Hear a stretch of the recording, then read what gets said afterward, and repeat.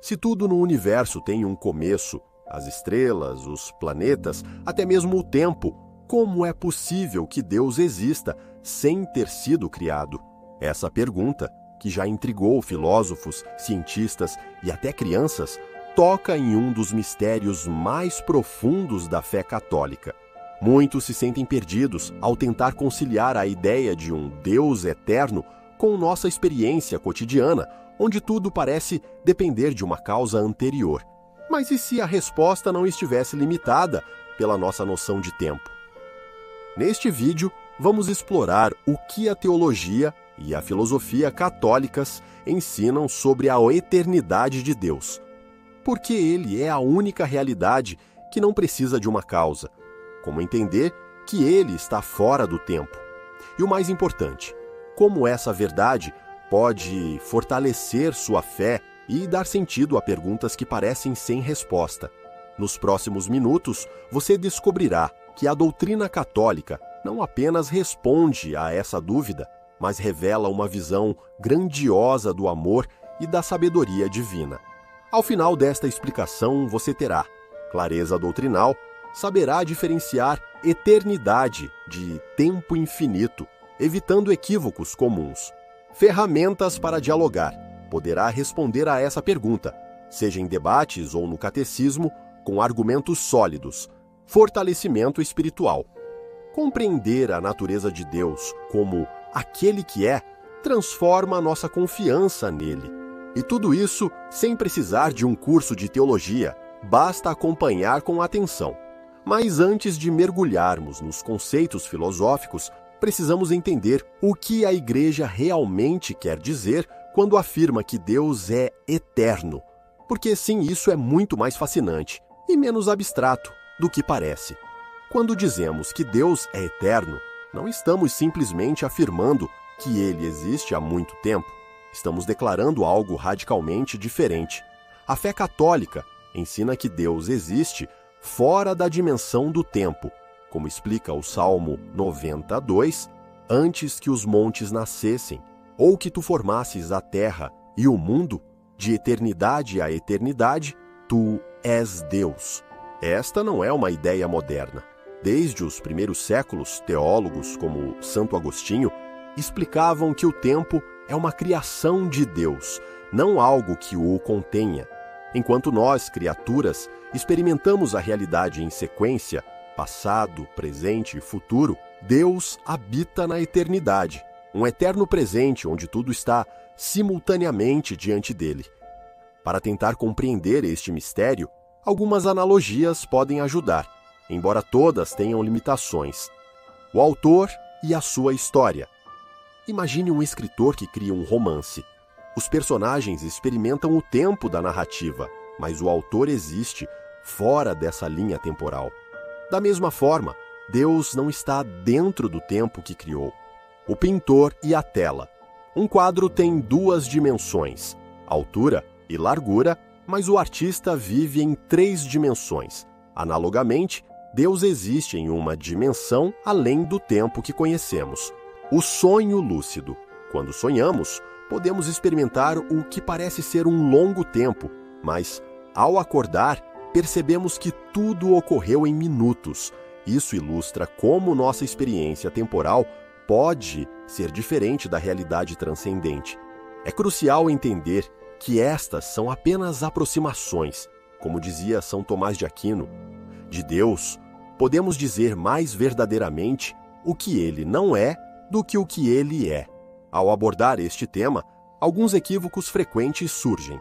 Confundir eternidade com tempo infinito. Muitos imaginam Deus como existindo para sempre no tempo, quando, na verdade, Ele transcende completamente o tempo. Aplicar categorias físicas ao divino, perguntas como o que Deus fazia antes de criar o mundo, partem do pressuposto errado de que havia um antes da criação.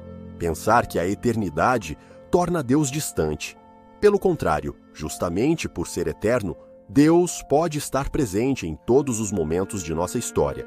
Santo Agostinho alertava que nossa linguagem sobre Deus é sempre aproximativa. Quando a Bíblia diz que um dia para o Senhor é como 1000 anos, 2 Pedro 3:8 está usando linguagem figurativa para expressar algo que escapa a nossas categorias. Estas explicações nos levam a uma questão inevitável: como conciliar a ideia de um Deus eterno com o nosso entendimento de causa e efeito?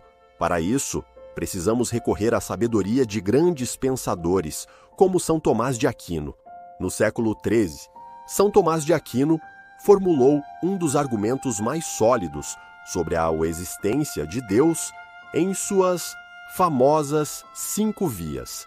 A primeira e mais fundamental delas é justamente a via da causa primeira. Tomás observa que tudo o que existe no mundo físico é causado, depende de algo anterior para existir. Uma árvore vem de uma semente que vem de outra árvore, e assim por diante. Porém, esse encadeamento não pode regredir infinitamente. Deve existir uma causa não causada, um motor imóvel que dá início a toda a cadeia causal, sem depender de nada anterior. Esta realidade autossuficiente é o que chamamos de Deus. Como escreveu Tomás na Suma Teológica, é necessário admitir uma causa primeira que todos chamam Deus. Imagine uma série de dominós caindo em sequência. Cada peça cai porque foi derrubada pela anterior. Mas e a primeira peça? Alguém teve que derrubá-la. Nessa analogia, as peças de dominó, tudo o que existe no universo, a mão que derruba, a primeira peça, Deus, a causa primeira. A diferença crucial é que Deus não é simplesmente a primeira peça da sequência. Ele é a razão pela qual qualquer peça pode existir e cair. Como explica o filósofo Edward Feser, Deus não é o primeiro elo da cadeia, mas o gancho no qual toda a cadeia está pendurada. Resposta à objeção: quem criou Deus? Esta pergunta revela um mal-entendido fundamental.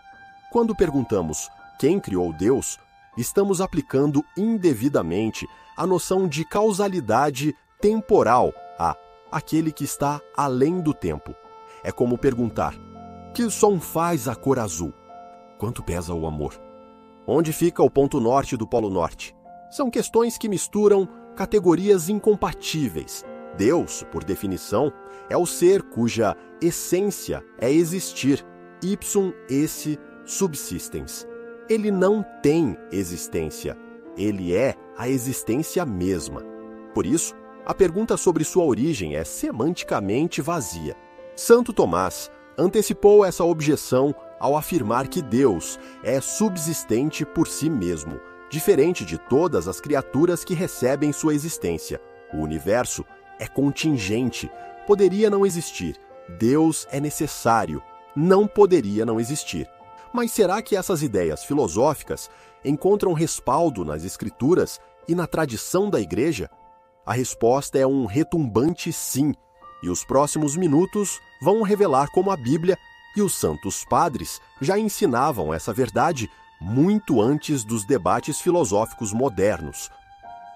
A revelação bíblica apresenta Deus como aquele que transcende radicalmente o tempo. No livro do Êxodo 3:14, quando Moisés pergunta seu nome, Deus responde: Eu sou o que sou. Uma declaração de autoexistência atemporal. O verbo hebraico usado, hayah, indica existência pura e permanente, não sujeita à mudança. O profeta Isaías 43:10 reforça: Antes de mim, nenhum Deus se formou, e depois de mim, nenhum haverá.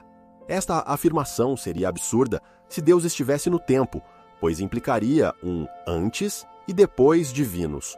O Salmo 102:27 contrasta explicitamente: Mas tu és o mesmo, e os teus anos jamais acabarão. No Novo Testamento, Cristo revela: Antes que Abraão existisse, eu sou. João 8:58, usando o mesmo verbo do Êxodo. Os judeus entenderam perfeitamente. Pegaram pedras para apedrejá-lo por blasfêmia, pois ele se igualava ao Deus eterno. Santo Agostinho, em suas Confissões, livro 11, Agostinho enfrenta diretamente a questão: o que fazia Deus antes de criar o céu e a terra? Sua resposta é genial. Não havia então um antes, pois o tempo não existia. Tu criaste todos os tempos e estás antes de todos os tempos. E não há tempo eterno contigo, porque tu és permanente. Quanto a ti, o dia de hoje não cede ao dia de amanhã, nem sucede ao dia de ontem.